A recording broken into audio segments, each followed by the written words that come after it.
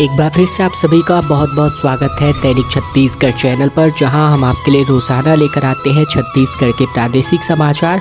छत्तीसगढ़ की रोजाना महत्वपूर्ण बड़ी खबरों को जानने के लिए, काम की खबरों को जानने के लिए इस चैनल को सब्सक्राइब करना बिल्कुल मत भूलेगा।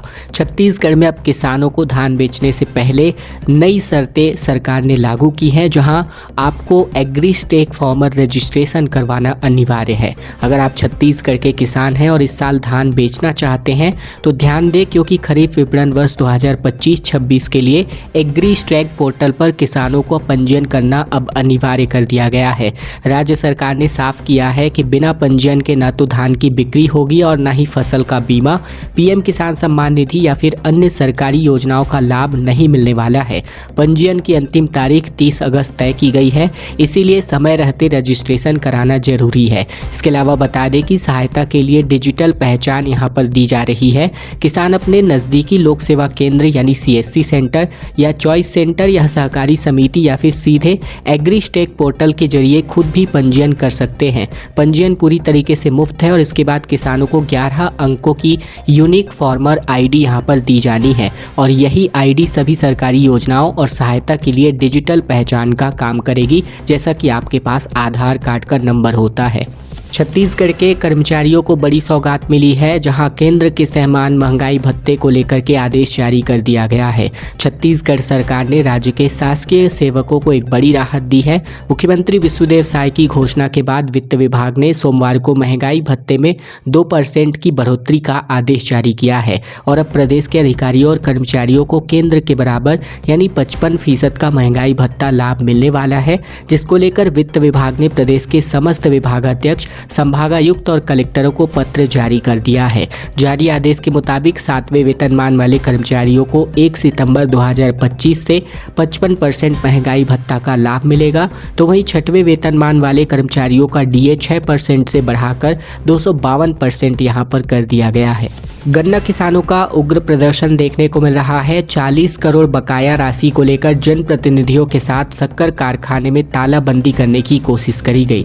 छत्तीसगढ़ के मां महामाया सहकारी शक्कर कारखाने के सामने किसानों ने सोमवार को जनप्रतिनिधियों के साथ धरना देकर प्रदर्शन किया और पुलिस बैरिकेडिंग तोड़कर कारखाने में ताला बंद करने की कोशिश की गई।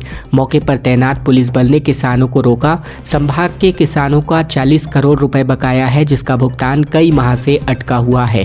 कारखाना प्रबंधन ने 15 दिनों में किसान को भुगतान करने का आश्वासन दिया है। मां महामाया सहकारी शक्कर कारखाने में सरगुजा, सूरजपुर एवं बलरामपुर जिले में किसानों ने अपना गन्ना बेचा था। गन्ना बेचने के कई माह बाद भी किसानों का 40 करोड़ से अधिक का भुगतान नहीं हो पाया है। किसानों ने भुगतान नहीं होने पर सोमवार को प्रदर्शन एवं कारखाने में ताला बंद करने का अल्टीमेटम दिया था। इसके बाद भी किसानों का भुगतान नहीं हो सका, जिसके बाद जनप्रतिनिधियों के साथ इन्होंने प्रदर्शन किया। शक्कर कारखाने में गन्ना बेचने वाले किसानों ने जिला पंचायत सदस्य सुरेश आयाम, पूर्व मंत्री अमरजीत भगत, कारखाना के पूर्व अध्यक्ष विद्यासागर सिंह और सूरजपुर क्षेत्र के डीसी पंकज तिवारी के नेतृत्व में कारखाने के सामने धरना दिया गया। खबर सरगुजा से, जहां संभाग में यूरिया की भारी दिक्कतें हो रही हैं। ट्रेडिंग सेंटर पर छापा पड़ा, 2 ट्रक यूरिया आने की सूचना के साथ ही खाना पूर्ति करके टीम वापस लौट गई। सरगुजा संभाग में यूरिया की भारी किल्लत के बीच अंबिकापुर के एक गोदाम में सोमवार को 2 ट्रक यूरिया उतरने की सूचना पर प्रशासन और कृषि विभाग की टीम पहुंची। टीम के पहुंचने से पहले ही यहां पर गोदाम खाली कर दिया गया। प्रशासनिक टीम खाना पूर्ति करके वापस लौट आई। जानकारी के मुताबिक अंबिकापुर के खरसिया रोड पर स्थित शंकर ट्रेडर्स में सोमवार को 2 ट्रक यूरिया आने के बावजूद किसानों को यूरिया नहीं देने की शिकायत मिलने पर कृषि विभाग, राजस्व और पुलिस की संयुक्त टीम ने छापा मारा। दुकान के बाहर यूरिया नहीं है लिखा हुआ स्टिकर चिपकाया गया था, लेकिन जब टीम ने गोदाम की जांच की तो वहां से 37 बोरी यूरिया जब्त किया गया। कृषि उप संचालक पीताम्बर सिंह दीवान ने बताया कि यूरिया को जब्त कर लिया गया है और आगे की कार्यवाही यहां पर की जा रही है। खबर रायगढ़ से, जहां 48 घंटे से अधिक गांव में अंधेरा पसरा हुआ है। ट्रांसफार्मर खराब होने की वजह से ये दिक्कतें आ रही हैं। छत्तीसगढ़ के रायगढ़ जिले के धर्मजयगढ़ ब्लॉक के लक्ष्मीपुर ग्राम पंचायत के गांवों में पिछले 2 दिनों से बिजली गुल है। तकरीबन 200 की आबादी वाले इस गांव में लोग रात के समय दिए जलाकर किसी तरह से रातें बिताने को मजबूर है। बिजली न होने के कारण ग्रामीण कई दिक्कतों के बावजूद यहां पर रहना पड़ रहा है। वहीं शनिवार को तेज बारिश और रविवार को खराब मौसम के चलते गांव का ट्रांसफार्मर खराब हो गया, जिसके बाद बिजली की आपूर्ति पूरी तरीके से प्रभावित है। शनिवार और रविवार की रात गांव में अंधेरे में डूबा रहा। वहीं 48 घंटे से अधिक का समय बीतने के बाद भी बिजली बहाल नहीं हो सकी है। ग्रामीणों ने बिजली विभाग को इसकी सूचना दी है, लेकिन कोई भी कार्यवाही नहीं होने की वजह से गाँव वाले अच्छे खासे परेशान हैं। मुंगेली से सैकड़ों की संख्या में रायपुर पहुंची है मिताने। बता दें, तूता में धरने पर बैठी हुई हैं। पिछले 28 दिनों से इनका प्रदर्शन चल रहा है। प्रदेश स्वास्थ्य मितानिन संघ ने मितानिन प्रशिक्षक, ब्लॉक कोऑर्डिनेटर और टेक फैसिलिटेटर की सेवा शर्तों, प्रशिक्षण, वेतन और सुरक्षा को लेकर 10 बिंदुओं पर तत्काल निर्णय करने की मांग की है। संघ ने कहा कि सरकार ने चुनाव के पूर्व घोषणा पत्र में ही इन मांगों को स्वीकृति देने का वायदा किया था, लेकिन अब तक पूरी तरीके से इसको लागू नहीं किया गया है। 29 जुलाई से प्रदेश भर में मितानिनें धरना प्रदर्शन कर रही हैं। मितानिनों ने साफ कहा है कि अब पीछे हटने का सवाल पैदा ही नहीं उठता। पिछली बार अफसरों के कहने पर प्रदर्शन रोका गया था, लेकिन सरकार ने कुछ नहीं किया और इस बार भी मांगे बिना आंदोलन के खत्म नहीं होने वाली है। बता दें, 29 जुलाई को प्रदेश की 72,000 मितानिनें तूता धरना स्थल पर पहुंची थी। 7 से लेकर 12 अगस्त तक संभागवार प्रदर्शन चला। 13 अगस्त से आंदोलन अब जिलेवार चल रहा है। इनकी 3 प्रमुख बड़ी मांगे हैं, जिनमें एनएचएम में स्थायी संविलियन करना, मासिक मानदेय में 50% की बढ़ोतरी, एनजीओ के माध्यम से कार्य कराने की प्रक्रिया को समाप्त करना, ये प्रमुख मांगों में से बड़ी मांगे हैं। रायपुर एयरपोर्ट में बम की सूचना मिलने के वजह से हड़कंप मच गया। रात 11 बजे पुलिस, एयरपोर्ट सुरक्षा कर्मचारी अलर्ट मोड पर नजर आए। छत्तीसगढ़ की राजधानी रायपुर के स्वामी विवेकानंद एयरपोर्ट में देर रात लावारिस बैग मिलने की वजह से हड़कंप मच गया। बैग में बम हो सकता है, इस सवाल से सुरक्षा कर्मचारी अलर्ट हो गए। एयरपोर्ट के सुरक्षा कर्मचारी और माना पुलिस अधिकारी मौके पर तैनात हुए और आधे घंटे तक की जाँच की गई। जाँच के दौरान बैग में जब कुछ संदिग्ध नहीं पाया गया तो अफसरों ने राहत की सांस ली। इस दौरान एयरपोर्ट स्टाफ को पता चला कि एयरपोर्ट अथॉरिटी की तरफ से मॉक ड्रिल का निर्देश जारी किया गया था। मॉक ड्रिल होने की जानकारी मिलने पर स्टाफ ने राहत की सांस ली। रायपुर में 2 दिनों तक नॉनवेज डे यहां पर रहने वाला है। बता दें, छत्तीसगढ़ में गणेश चतुर्थी और पर्यूषण पर्व पर मांस की दुकानों को बंद रखने का आदेश जारी किया गया है। राजधानी रायपुर में 2 दिन मीट बेचने पर रोक लगा दी गई है। 26 अगस्त को गणेश चतुर्थी और 27 अगस्त को पर्यूषण पर्व के अंतिम दिवस पर पूरे प्रदेश में नॉनवेज की बिक्री पर रोक रहेगी। सभी मीट की दुकानों को बंद रखने का आदेश जारी किया गया है। मांस और मटन की दुकानों पर बिक्री किए जाने पर कानूनी कार्यवाही की जाएगी। आदेश के मुताबिक रायपुर नगर निगम के संपूर्ण परिक्षेत्र में स्थित पशु वध गृह और सभी मांस की दुकानों में बिक्री को बंद रखा जाएगा। यहां पर किसी भी दुकान में मांस बिक्री करते पाए जाने पर जब्ती और फिर कार्यवाही यहां पर की जाएगी।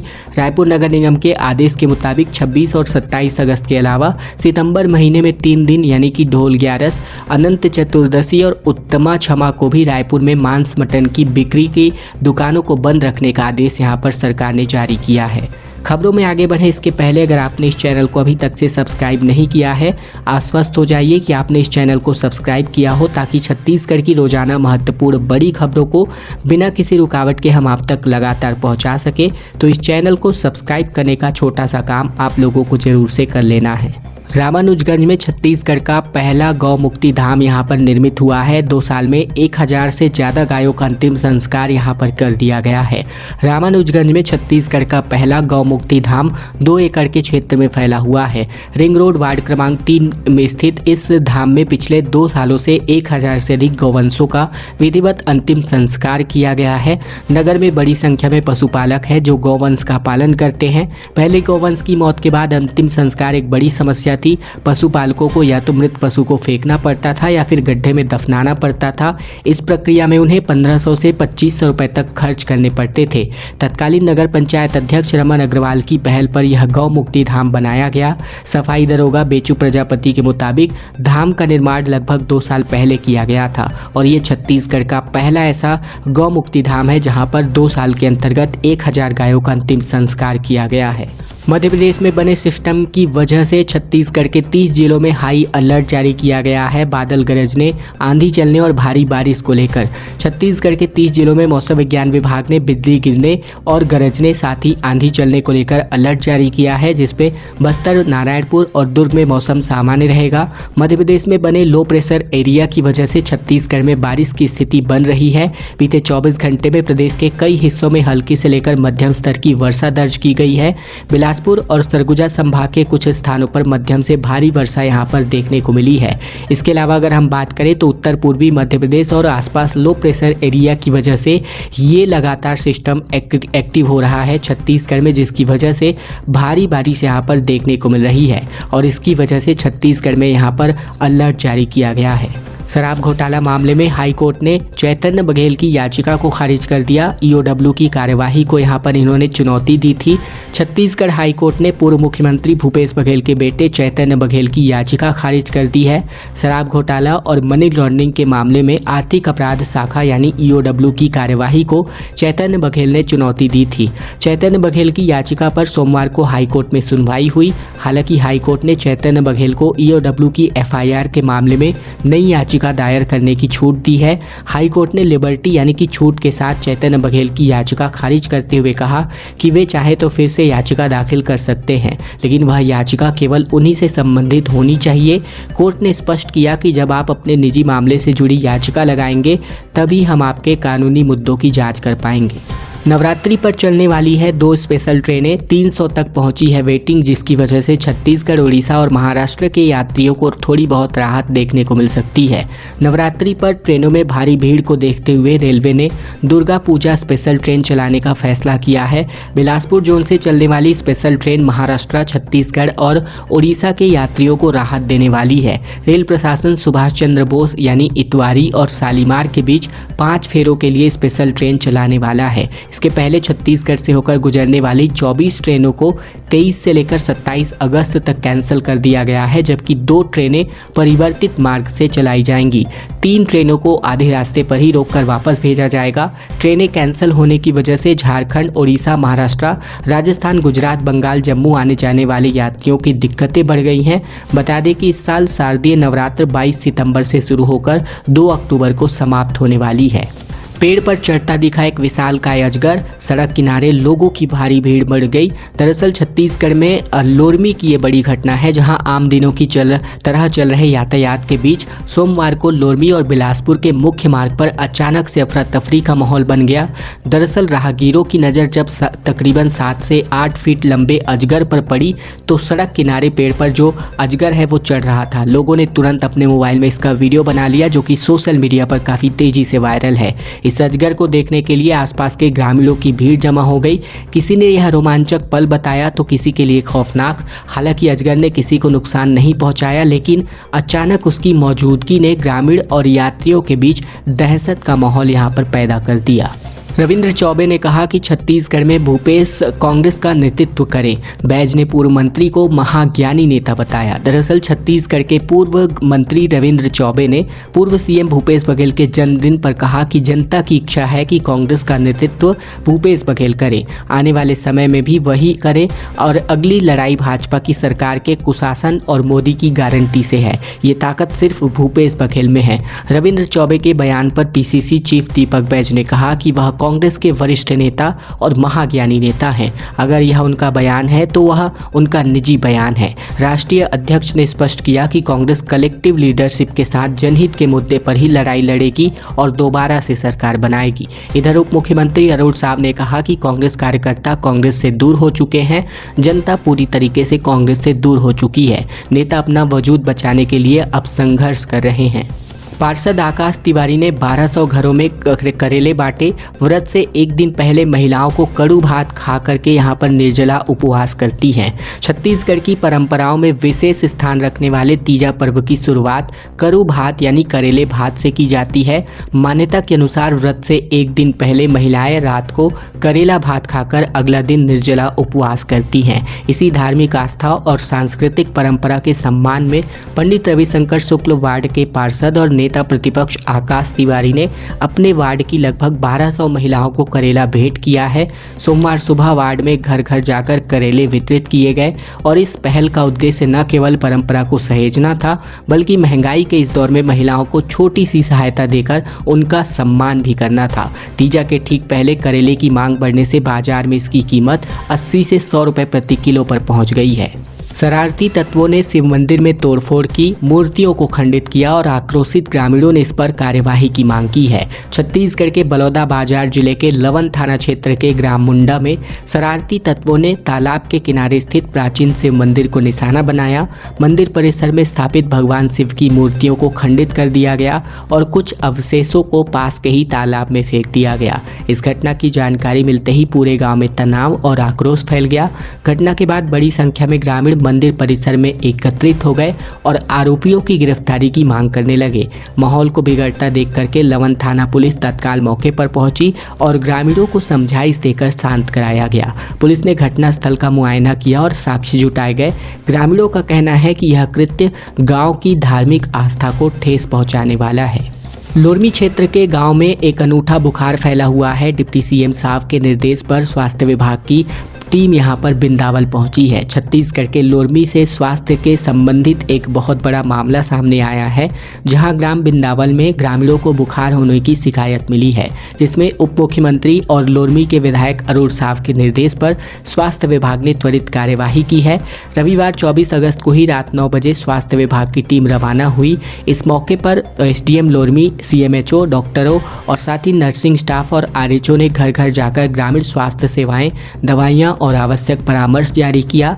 नवापारा में राज्य के डिप्टी सीएम और नगरीय प्रशासन मंत्री अरुण साव और राजस्व एवं आपदा प्रबंधन मंत्री टंकराम वर्मा का अभूतपूर्व स्वागत भी किया गया। दुर्ग के स्वामी आत्मानंद स्कूल में धार्मिक विवाद का मामला सामने उजागर हुआ है, जहां प्रिंसिपल ने छात्रों की चोटी, तिलक और कलावा पर आपत्ति जताई, जिस पर हिंदू संगठन ने कार्यवाही की मांग की है। दुर्ग के स्वामी आत्मानंद स्कूल की प्रिंसिपल संगीता नायर विवादों के घेरे में आ चुकी हैं। स्कूल के कई छात्रों ने प्रिंसिपल पर धार्मिक भावना को आहत करने का आरोप लगाया है। वहीं अब इस मामले पर हिंदू संगठनों ने कार्यवाही नहीं होने पर आंदोलन करने की चेतावनी दी है। ये मामला कोतवाली थाना क्षेत्र का है। छात्रों का कहना है कि परीक्षा के दौरान प्रिंसिपल ने उनकी चोटी यानी शिखा को खींचते हुए कहा कि इसे काट कर ही स्कूल आना होगा। इसी के साथ ही उन्होंने तिलक और कलावा पर भी आपत्ति जताई। आरोप है कि धार्मिक प्रतीकों के चलते उन्होंने धमकाया गया और कहा कि यदि वे इन्हें पहनकर स्कूल आए तो इन्हें ट्रांसफर सर्टिफिकेट यानी टीसी देकर स्कूल से निकाल दिया जाएगा और परीक्षा में बैठने का भी अवसर यहां नहीं दिया जाएगा। छत्तीसगढ़ व्यापमं के द्वारा मुद्रण लेखन सामग्री विभाग में ग्रुप 6 के पदों पर भर्ती होने जा रही है। 31 अगस्त को इसकी परीक्षा का आयोजन होगा और इसके लिए प्रवेश पत्र जारी कर दिया गया है। व्यापम समूह 6 के अंतर्गत विभिन्न पदों पर भर्ती के लिए लिखित परीक्षा का आयोजन 31 अगस्त को 2025 यानी रविवार के दिन आयोजित करने जा रहा है। परीक्षा सुबह 11 बजे दोपहर 1:15 पर आयोजित होगी। एडमिट कार्ड यानी प्रवेश पत्र मंडल की वेबसाइट पर 25 अगस्त तक दे दिया जाएगा। वहीं सोमवार से इसको डाउनलोड किया जा सकता है। अभ्यर्थी को ऑनलाइन पोर्टल से अपना प्रवेश पत्र समय से पहले डाउनलोड करने की सलाह दी गई है। इसके अलावा अभ्यर्थियों को 2 घंटे पहले यहां पर परीक्षा केंद्रों पर उपस्थित रहने का निर्देश यहां पर जारी कर दिया गया है। खबरों का सिलसिला बस यही तक का था। वीडियो को एक छोटा सा लाइक कर दीजिएगा। चैनल पर नए हैं तो चैनल को जरूर से सब्सक्राइब कर दीजिएगा, ताकि छत्तीसगढ़ की रोजाना महत्वपूर्ण बड़ी खबरें बिना किसी रुकावट के हम आप तक पहुंचा सके। तो इस चैनल को सब्सक्राइब करने का ये छोटा सा काम आप लोगों को ज़रूर से कर लेना है।